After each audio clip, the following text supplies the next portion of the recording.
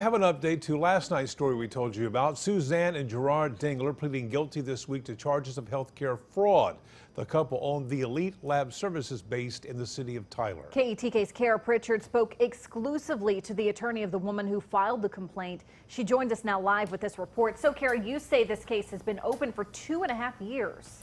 Yeah, that's right, Casey. It's what former Elite Lab employee Karen Malcolm calls a very painful experience. And now that the Denglers pleaded guilty, more details have surfaced.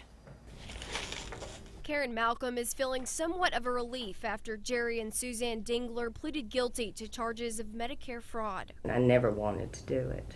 Overwhelmed by the case, her attorney, Tonda Curry, says Malcolm came forward in hopes of changing the system. She was concerned about the people in the nursing homes who weren't getting as good a services as they could because so much money is going to fraud. According to documents submitted to the government, the Denglers received about $8 million over a 4-year period, in excess of what they should have received. As a Medicare provider, Elite Lab provided services to nursing homes throughout East Texas. They submitted mileage that was not reasonable.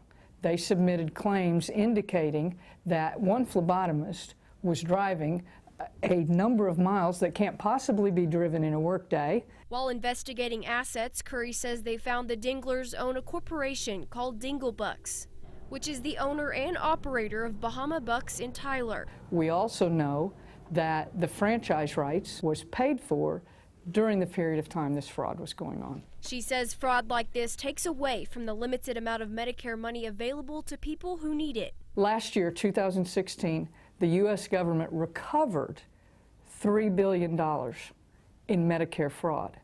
That's only what was left over for them to recover. And Malcolm says our country should care about the patients more than our wallets. Now, Curry says $3 billion was recovered. Estimates show there was actually around $30 billion of Medicare fraud committed in the U.S. last year. Approximately 80 employees at Elite Lab Services were affected by this case. And by law, the Denglers each face up to 10 years in federal prison at sentencing. And of course, we will update you as we learn more. Reporting live in the studio, Kara Pritchard, KETK News. Kara, thank you for that report. One